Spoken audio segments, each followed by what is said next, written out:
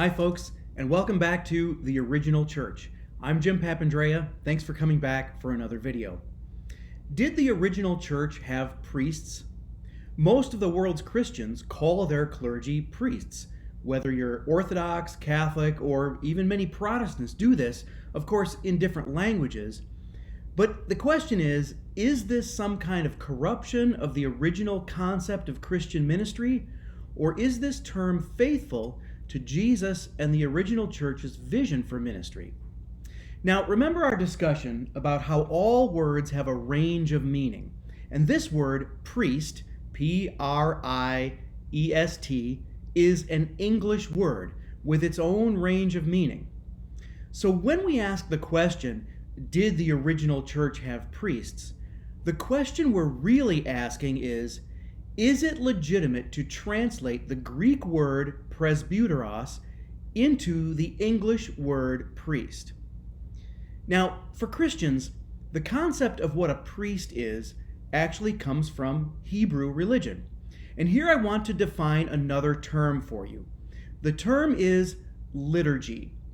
It's another one of those Greek compound words, and you may have heard this. Usually it's defined as the work of the people. But what does that mean exactly? Work here refers specifically to what the people do in worship.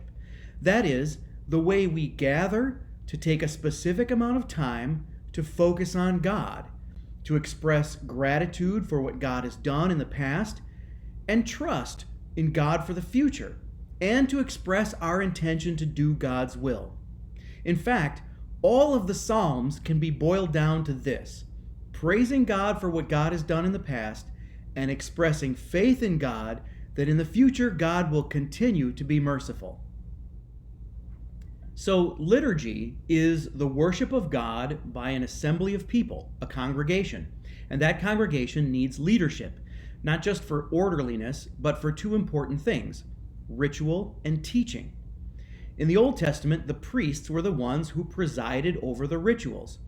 Now, we're not going to worry about the difference between priests and Levites or even scribes and Pharisees. It's enough for us to say that in the New Testament church, all of those roles are combined in the person of what we have been calling the pastor or presider. And the New Testament is full of examples of the Greek word for priest, hieros, as well as the Greek word for high priest, archieros.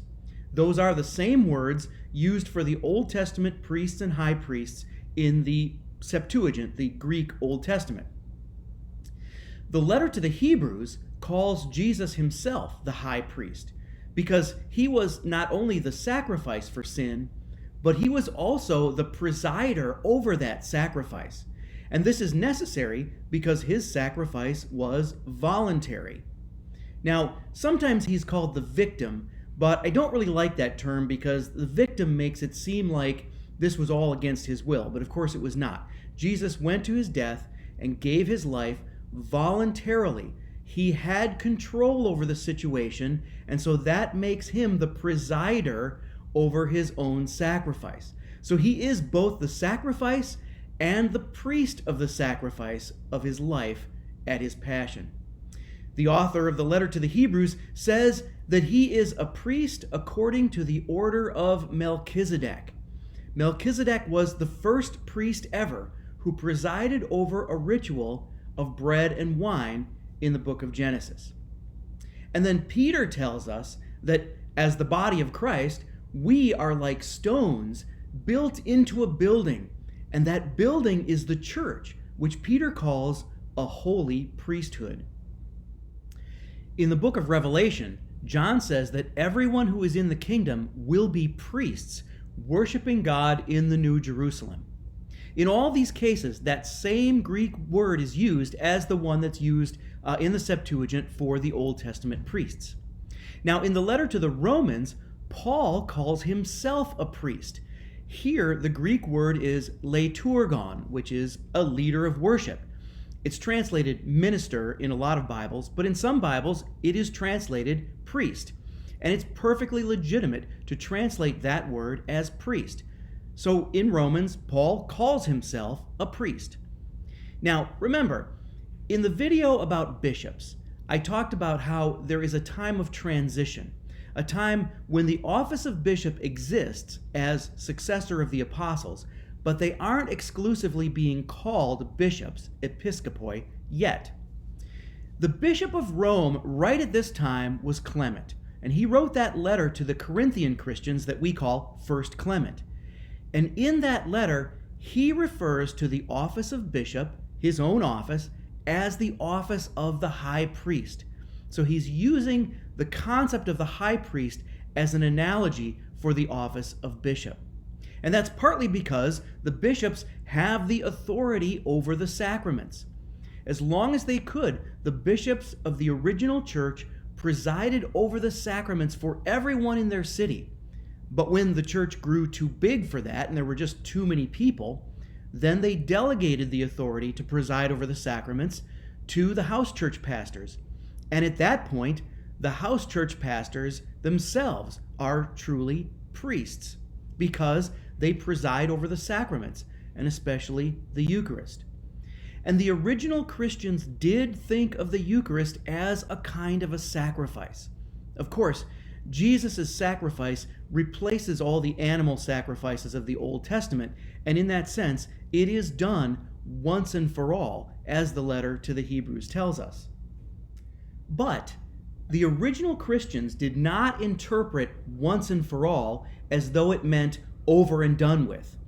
Now, of course, it does mean that historically, the Passion of Christ, the sacrifice of his life, happened only once, and only needs to happen once because it is all sufficient for our salvation. But once and for all also means that it is accomplished eternally, and in that sense, it is never over and done with. And so, on the one hand, we do not continue the regular sacrifices as in the Old Testament. But on the other hand, the original Christians did see the Eucharist in a way that represented the Passion of Jesus, rather like the reenactment of the Exodus at the Passover, so that it could be a means of grace for believers in that moment, in the here and now, and not simply a past event. As the saying goes, past history made present mystery. Because remember, the sacraments are not just commemorations of the past. Every Eucharist brings that past event into the present as a sacred event, which means that it is a sacred mystery, which requires a priestly presider. So you see, in the original church, the original Christians did think of their presiders as priests. All pastors, including bishops, were compared to the priests of the Old Testament, and the bishops specifically were compared to the high priests. Or at least Clement and some of the other church fathers thought they should be until the term bishop came to be standardized for that office. And so therefore, it is legitimate to translate the Greek word presbyteros into the English word priest, or its equivalent in other languages. And going forward, I'm going to refer to the house church pastors as priests, as most Christians still do today. But having said that, the original Christians didn't actually call their pastors priests. In other words, they didn't go around saying, "My priest told me this," or "Our priest is a great preacher."